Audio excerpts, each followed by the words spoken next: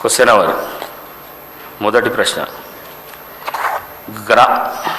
395 గ్రామ పంచాయతీల్లో బీటీ రోడ్లు పంచాయతీరాజ్ మరియు గ్రామీణాభివృద్ధి శాఖ మంత్రి గారు. అధ్యక్ష, ఏ ప్రశ్నకు అవునండి. బి ప్రశ్న. రాష్ట్రంలోని మొత్తం గ్రామ పంచాయతీల సంఖ్య 12,941. రోడ్డు ద్వారా అనుసంధానం చేయబడినటువంటి గ్రామ పంచాయతీల సంఖ్య 12,607. అనుసంధానం చేయనటువంటి గ్రామ పంచాయతీల మొత్తం సంఖ్య 334. సి ప్రశ్నకు అవునండి.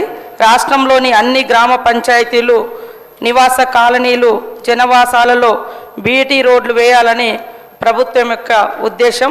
వీలైనంత త్వరగా పనులను చేపట్టడం జరుగుతుందని సభ్యులకు తెలియజేస్తాం.